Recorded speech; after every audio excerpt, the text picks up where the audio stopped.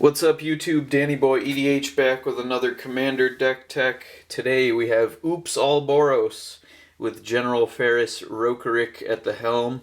He is a 3-mana 3/1 legendary human soldier. He has hexproof from Monocolored, which is pretty good against most removal.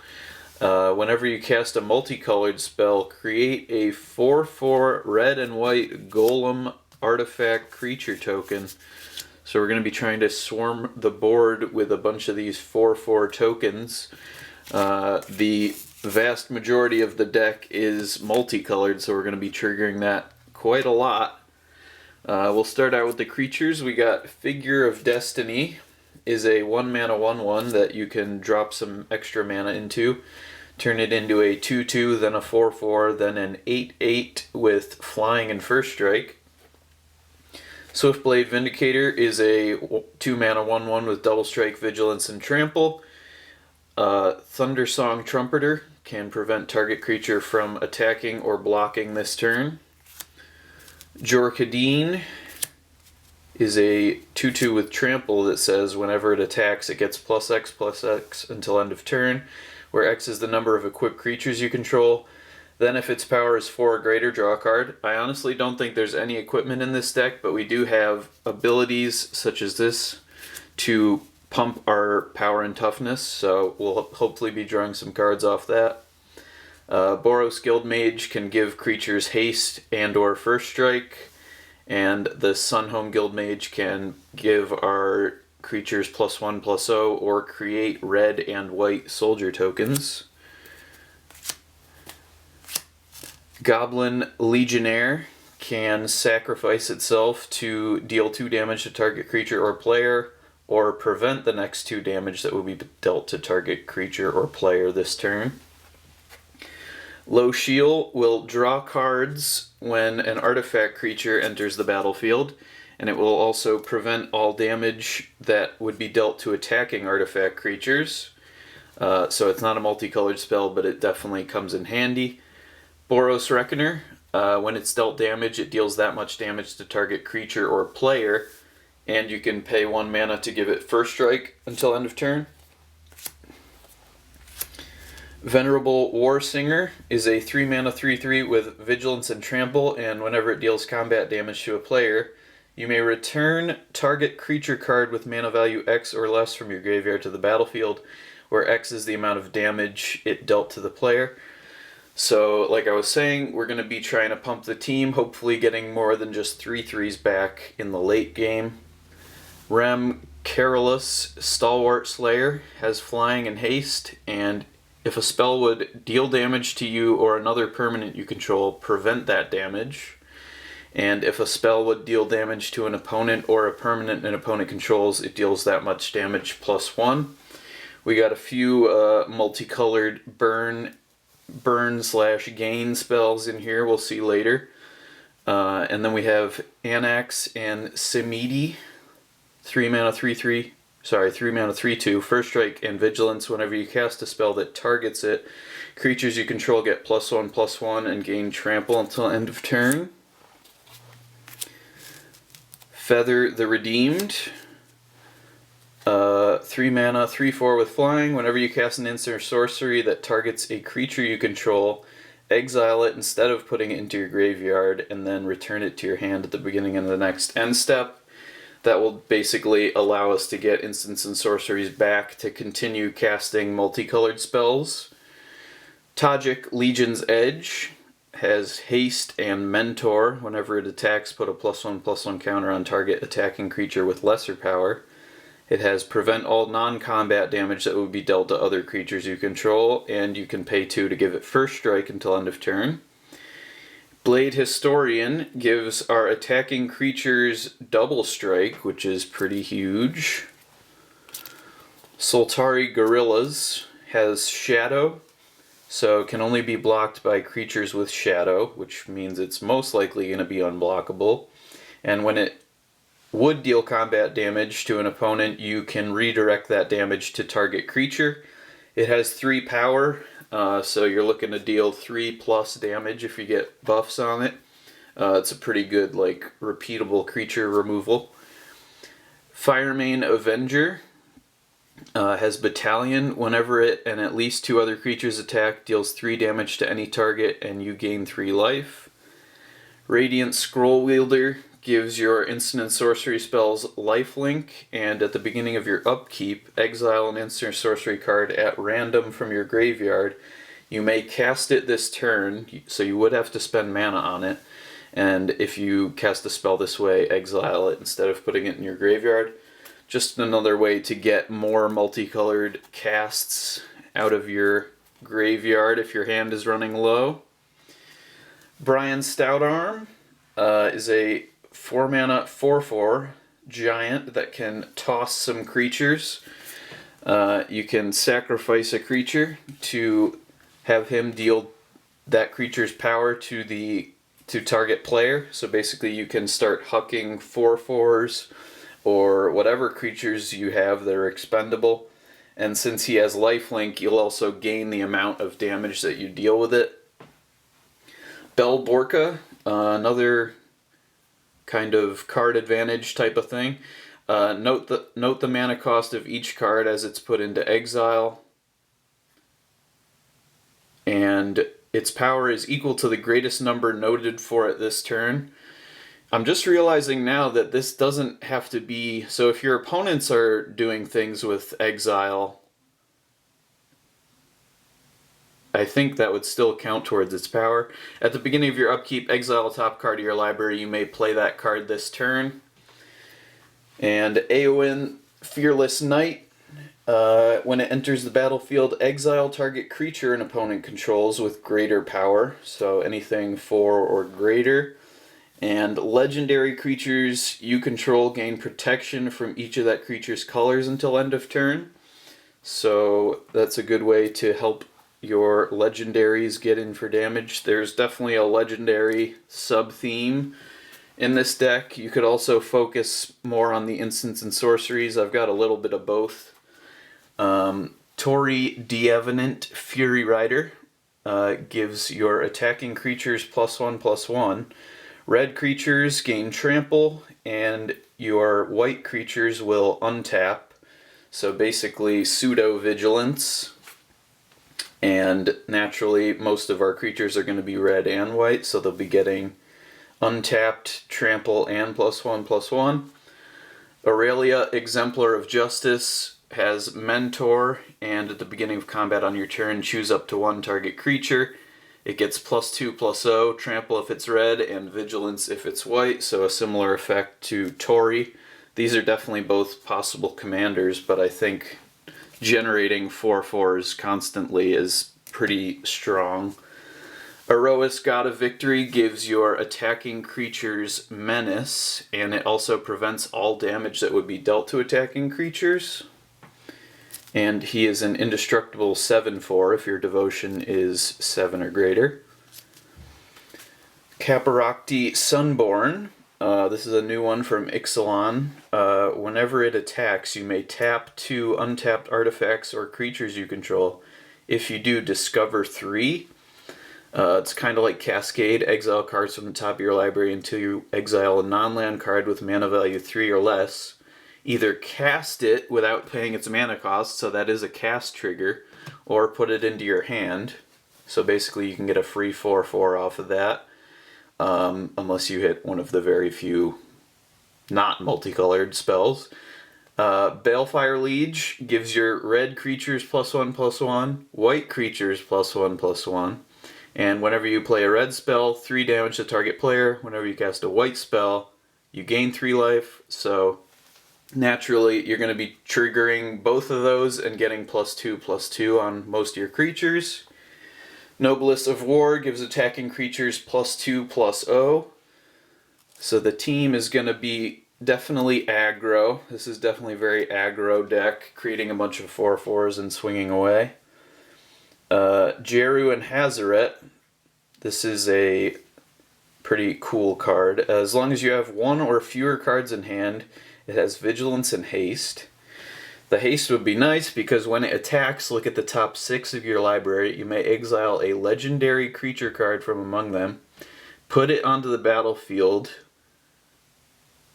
put the rest on the bottom. Until the end of the turn, you may cast the exiled card without paying its mana cost. So you're not putting it, you're actually casting it, and that's another trigger here.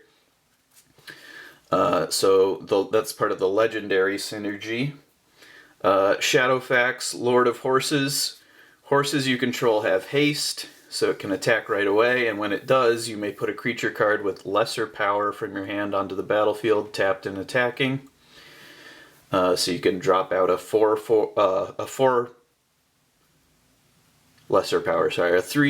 power or less, such as Quintorius Loremaster. At the beginning of your end step, exile target non-creature, non-land card from your graveyard. Create a 3/2 red and white spirit token. So that'll get rid of your instants and sorceries from your graveyard. And it'll also make you multicolored creatures. And you can sacrifice a spirit, pay 3 and tap it. To choose target card exiled with it, you may cast that card without paying its mana cost. So that's another cast trigger. And if that spell would be put into a graveyard, put it on the bottom of its owner's library instead. Agris Kos, Wojek Veteran. When it attacks, attacking red creatures get +2/+0, and attacking white creatures get +0/+2. So basically looking to get something like +2/+2 on the team. Adriana, Captain of the Guard, has melee and gives other creatures you control melee. So whenever that creature attacks, it gets +1/+1 for each opponent you attacked with a creature this combat. So if you're swinging at 3 opponents, you'll get +3/+3. Alibu, Ancient Witness, gives artifact creatures you control haste. And whenever one or more artifact creatures you control attack, it deals X damage to any target, and you scry X, where X is the number of tapped artifacts you control. So you get to deal some damage and check out the top of your deck, which is certainly pretty handy. We got Othari, Sun's Glory, has flying, lifelink, and haste, and when it attacks, you get an experience counter. Then create a 2/2 red rebel that's tapped and attacking for each experience counter you have.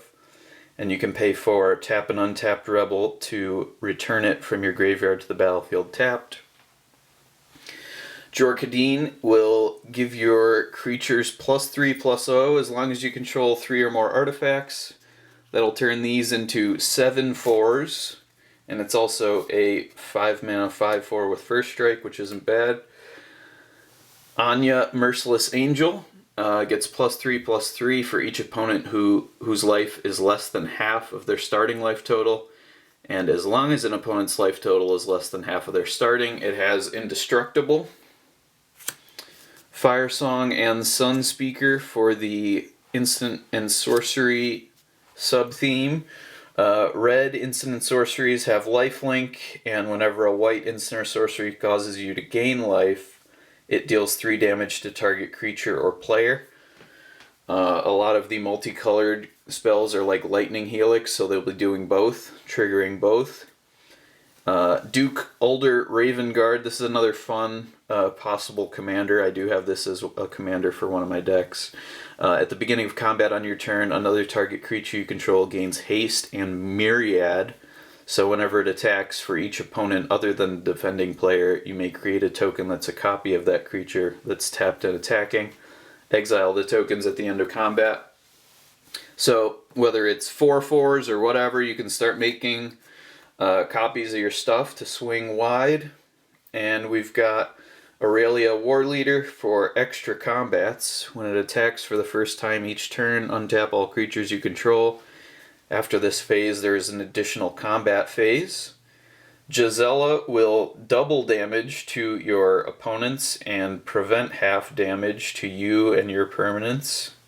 And Velomachus Lorehold, whenever it attacks, look at the top 7 cards of your library. You may cast an insert sorcery spell from among them with mana value less than its power without paying its mana cost. That'll get you a cast trigger, and I believe they're all 5 mana or less.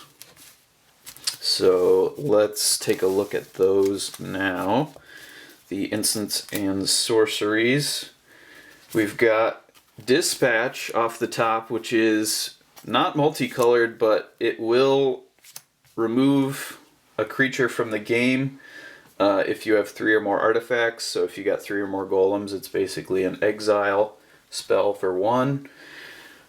Sacred Fire deals 2 damage and you gain 2 life, and you can also flash it back later. Lightning Helix does 3 and you gain 3. Rip Apart does 3 damage to target creature or planeswalker, and it can also destroy target artifact or enchantment. Justice Strike has target creature deal damage to itself equal to its power. And Shattering Blow can exile target artifact. Boros Charm deals 4 damage to target player or planeswalker. It can give your permanents indestructible or a creature double strike until end of turn. Angel Fire Ignition, put 2 +1/+1 counters on target creature. It gains Vigilance, Trample, Lifelink, Indestructible, and Haste until end of turn. Whole bunch of abilities there, and you can flash it back. That's quite a spell. Deafening Clarion deals 3 damage to each creature. So if you do try and basically wipe the board with this, your 4/4s will stick around. And you can also give creatures you control lifelink until end of turn. And if you have something like Fire Song and Sunspear, whatever it is, it'll if this has lifelink, you'll be gaining a whole bunch of life. Master Warcraft basically lets you choose which creatures block this turn and how they block, and you also choose which creatures attack. So you can do that on your opponent's turn to have them swing into your 4/4s or swing into your other opponent's stuff and kill their stuff. War Leader's Helix deals 4 damage and you gain 4 life. Integrity and Intervention gives target creature +2/+2 until end of turn, or you can deal 3 and gain 3. You choose the mode. And another optional one here, Response and Resurgence deal 5 damage to target attacking or blocking creature, or creatures you control gain first strike and vigilance after this main phase. There is an additional combat phase. So you can either remove something or try and finish the game with extra combat. And last, for the instant sorceries, we have Lorehold Command. Choose 2. Get a Spirit. Give your creatures +1/+0 and indestructible. A Lightning Helix, or sack a permanent, then draw 2 cards. Pretty nice options there. For the battles, we have a single card. Invasion of Ravnica. When it enters the battlefield, exile target non-land permanent and opponent controls that isn't exactly 2 colors. And I've got it in a different sleeve just to show you the back side. It has 4 points on it, so if you swing a 4/4 at it, you can transform it into this artifact creature. Whenever you cast a spell that's exactly 2 colors, look at the top 6 cards of your library. You may reveal a card that's exactly 2 colors from among them and put it into your hand. Put the rest on the bottom. So that'll just keep your hand full as you're going in the late game. And we've got a few enchantments here at the end. Squeeze Embrace gives creature +2/+2, and when that creature is put into a graveyard, return it to its owner's hand. Legion's Initiative gives your red and white creatures +1/+1 between the 2 abilities, and you can pay 2 and exile it to exile all creatures you control. At the beginning of the next combat, return them to the battlefield under their owner's control, and they gain haste. So you can kind of escape a board wipe or something else like that if you need to, and they'll gain haste when they come back, which is nice. Assemble the Legion. At the beginning of your upkeep, put a muster counter on it, then put a red and white soldier token with haste onto the battlefield for each muster counter. So if it sticks around for a few turns, you'll create more and more soldier tokens to go attacking. And we've got a few mana rocks here. Arcane Signet and Boros Signet. Prismatic Lens can also filter your mana. And Talisman of Conviction and Chromatic Lantern will allow all your lands to tap for any color. Having a pretty diverse land base is helpful because we need both colors available pretty much at all times. So we've got Command Tower, Arid Mesa to fetch out your Sacred Foundry or some other mountain or plains. Battlefield Forge, Spectator Seating. Clifftop Retreat. Pillar of the Perrons taps for any color, and you can spend it only on multicolored spells, so that'll work for 90% of the deck. Needle Verge Pathway, or the other pathway, choose which side you need the color. Inspiring Vantage. Rugged Prairie to filter your colors. Sundown Pass. Needle Spires can turn into a 2/1 with Double Strike, which can be a nice little attacker, especially if you're buffing the team. Restless Biovac also can turn into a creature. Alpine Meadow is a mountain plains which you can fetch for with Arid Mesa. And Boros Garrison will tap for 2 mana, but it will bounce a land to your hand. Rustveil Bridge is an artifact. Lorehold Campus, Temple of Triumph. Windscarred Crag. Minas Tirith to draw some cards if you're attacking with 2 or more creatures. And Mines of Moria to create treasure tokens if you got nothing else to do. Terramorphic Expanse, Evolving Wilds to fetch out some basics. Bonder's Enclave will draw you a card if you control a 4/4, such as one of your golems. Great Furnace is an artifact as well, so that's good for your Albu triggers or other effects like that. And I should have Ancient Den in here, which I believe is the white one, but it's actually missing in here currently. So then I got 5 mountains and 6 plains to round it out. Thanks for watching. Thanks to everybody who voted in the poll. This deck got 71% of the votes, so I hope you guys enjoy the video. I definitely like playing this deck. It's pretty straightforward aggro style play. Just come out with the 4/4s and start swinging. Let me know what you think in the comments. Appreciate y'all for watching and subscribing. And we will see you in the next video. Thank you.